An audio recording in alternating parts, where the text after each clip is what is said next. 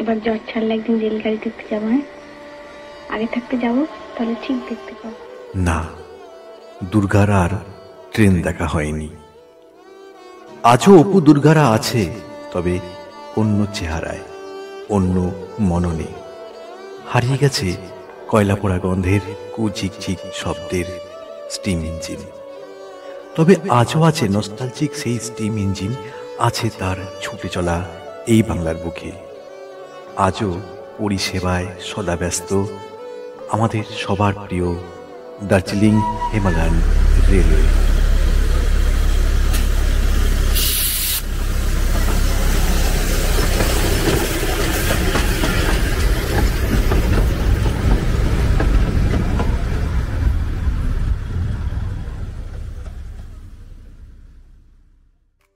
অপু দুর্গার কাহিনী কিন্তু আমরা ভুলিনি। আজকে শুনব নতুন এক ইতিহাস, DHR দার্জিলিং হিমালয়ান রেলের সংক্ষিপ্ত ইতিহাস। আর এটা জানতে গেলে আগে জানতে হবে দার্জিলিং এর ইতিহাস। ভুল শোনেননি আপনি, আমি ঠিকই বলেছি দার্জিলিং, কারণ দার্জিলিং পরে হয় দার্জিলিং। 1700 দশকে সিকিমের লেপচা জনজাতির বসবাস থাকলেও নেপালের গোর্খা সেনা দখল করে নেয়। 1815 সালে ঘাত প্রতিঘাত সহ্য করে নেপাল ব্রিটিশদের হাতে দার্জিলিংকে তুলে দেয়। ব্রিটিশদের কাছে দার্জিলিং কলকাতার গরমে স্বস্তির দেশ হয়ে ওঠে। বিদেশি উপনিবেশিক অর্থাৎ ব্রিটিশরা পাহাড়ের দখল তো নিল, পাহাড়ে চা বাগান করার পরিকল্পনা নিয়ে চীনকে টেক্কা দেওয়ার ভাবনা চিন্তাও কিন্তু করল। কিন্তু দুঃসাধ্য দুর্গম পর্বত অঞ্চলে যোগাযোগ তো চাই, আর সেই ইতিহাস জানতে আমাদেরকে সমতলে নেমে আসতে হবে, অর্থাৎ নর্থ ফ্রন্টিয়ার রেলের অন্যতম রেল স্টেশন। ইতিহাসের পাতা খুললে না, ইতিহাস মোটেই শেষ হতে চায় না। 1947-এ দেশভাগ, যে কারণে গেদে দর্শনা হয়ে কলকাতা থেকে শিলিগুড়ি যোগাযোগ কিন্তু বন্ধ হয়ে যায়।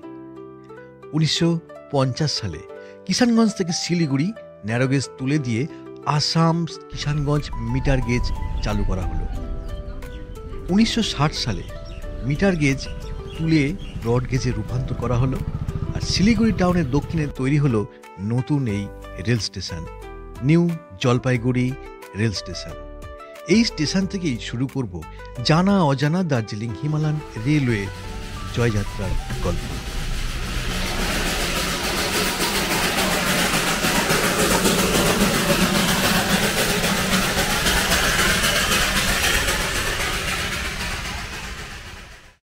ট্রেন নাম্বার হচ্ছে 52540। দার্জিলিং থেকে নিউ জলপাইগুড়ি ন্যারোগেজ ঢুকবে তার নির্ধারিত সময় থেকে প্রায় 8 ঘন্টার লেটে।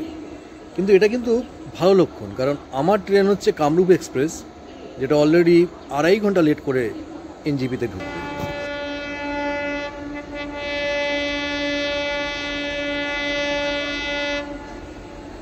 পুরুষের চালিকা শক্তি নাকি নারী? কে বলেছে? যদি কেউ শুনে থাকেন প্লিজ কমেন্টস বক্সে অন্তত জানাবেন। তবে আমি যেটা জেনেছি, ব্রিটিশদের মাথা ব্যথার কারণ ওই চড়াই উতরাই পাইনের জঙ্গল ভেদ করে রেলপথ পৌঁছানোর জন্য নাকি এক নারীর অবদান আছে। সেই গল্প শোনাবো তার আগে। প্রতিটা পুরুষের না মানে উন্নতির পিছনে কিন্তু মহিলার অবদান অশেষ। এই দার্জিলিং হিমালয়ান রেলওয়েকে ধরুন না, এই রেলের মানে তৈরি হওয়ার পিছনে কিন্তু একজন মহিলার অবদান আছে। কী অবদান আছে চলুন আপনাদের সঙ্গে শেয়ার করে দিচ্ছি। সেদিন শীতের সন্ধ্যা, ইস্টার্ন বেঙ্গল রেলওয়ের এজেন্ট ফ্র্যাঙ্কলিন প্রেস্টিজ আর তার স্ত্রী তিনদেরিয়া টি প্ল্যান্টার্স পার্টিতে যোগ দিতে এসেছেন। ফায়ার প্লেসকে ঘিরে সবাই যখন নাচে ব্যস্ত, বারবার তাল কেটে যাচ্ছে প্রেস্টিজ সাহেবের। সকলের সামনে লজ্জায় পড়ে যায় প্রেস্টিজ সাহেবের স্ত্রী। স্বামীকে বললেন, তুমি ওই ট্রেন চালানোই স্বপ্নে বিভোর থাকো, খোলা মনে যদি এগিয়ে আসতে না পারো তবে এখান থেকে ফিরে যাচ্ছ না কেন? প্রেস্টিজ সাহেবের মনের ভিতর চলা কঠিন ভাবনা এক লহমায় সহজ হয়ে যায়। কিভাবে পাহাড়ের খাড়া ঢাল বেয়ে ট্রেন উপরের পাহাড়ে উঠবে আর এই ভাবনায় বিভোর থেকে নিজের স্ত্রীর কাছে ধাক্কা খেয়ে সমাধানের পথ পেয়েই ডিজাইন বানিয়ে ফেললেন জিগজ্যাগ বা জেড রিভার্সিং। কেমন এই জেড রিভার্সিং? কঠিন চড়াইকে সহজ করতে ইংরেজির জেড অক্ষরের মতন রেললাইন পাতার এক অভিনব পদ্ধতি।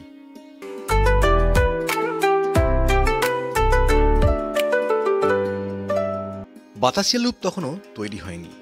পাহাড়ি পথে চড়াই উতরাই কমানোর জন্য 1919 সালে তৈরি হয় 5টি জেড রিভার্সিং। তবে 1880 সালে পরীক্ষামূলকভাবে শিলিগুড়ি থেকে শুকনা রংটং হয়ে চিনধারিয়া 2 ফুট গেজের রেলপথে টয় ট্রেন পরিষেবা চালু হয়ে যায়।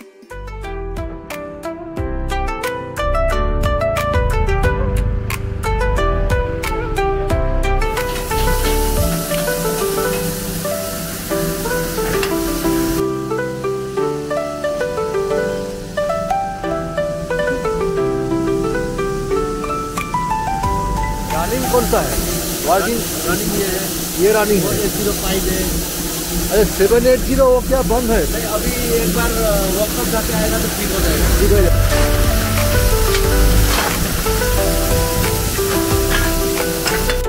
1878 সালে এই পরিকল্পনার বাস্তব রূপ দিতে টম মিচেল অ্যান্ড রামসে কোম্পানিকে দায়িত্ব দেওয়া হয়। জামালপুরের ERR ওয়ার্কশপে তৈরি হতে থাকে খুদে স্টেম ইঞ্জিন টাইনি।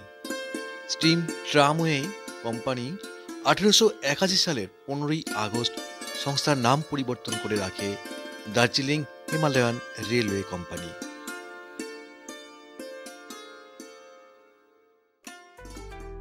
শুরুর দিকে টয় ট্রেনের কামরা বলতে 26 ফুটের ট্রলি যাদের 4টে চাকা যুক্ত, আর ছাদ বলতে ক্যানভাসের চাদর, আবার কোনোটায় কিছুই নেই। 1880 সালের মার্চ মাসে প্রথম পথ চলা ভাইসরয় লর্ড লিটন সাহেবকে সঙ্গে নিয়ে। ব্রিটিশ শক্তি রেলপথকে শুধুমাত্র দার্জিলিংয়েই সীমাবদ্ধ রাখেননি।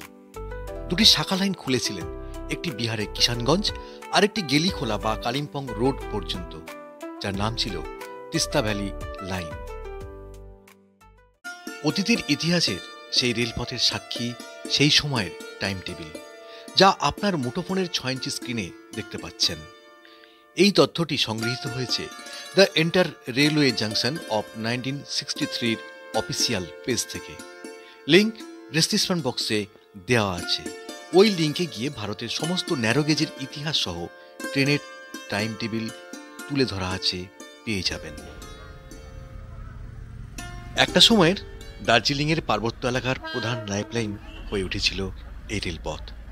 বিশেষ করে চা বাগানগুলো উপকৃত হয়েছিল। বাগানের চা পেটিতে ভরে পাঠানো হতো শিলিগুড়ি। এছাড়াও সিংকোনা, খাদ্যশস্য, তিব্বতীয় উল, চামড়ি গায়ের লোম, তেল, মাখন, কাঠ আর সিকিমের কমলালেবু। শুধুমাত্র কমলালেবু পরিবহনের জন্য একটি বিশেষ ট্রেন চলত, তার নাম ছিল অরেঞ্জ স্পেশাল।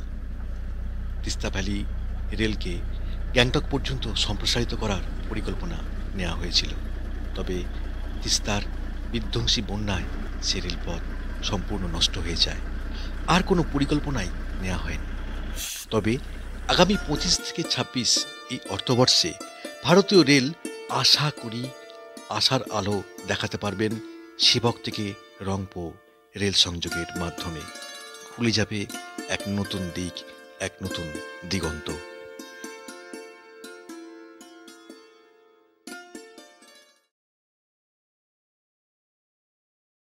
তো আলটিমেট আমরা ঘুম স্টেশনে কিন্তু পৌঁছে গেছি। ন্যারোগেজে যে সমস্ত রেল ইউজ হয়, ঘুমে যখন ট্রেন দাঁড়াবে এসে, তখন কিন্তু এখানে 20 মিনিট সময়, 20 মিনিট যথেষ্ট দেখা যাবে।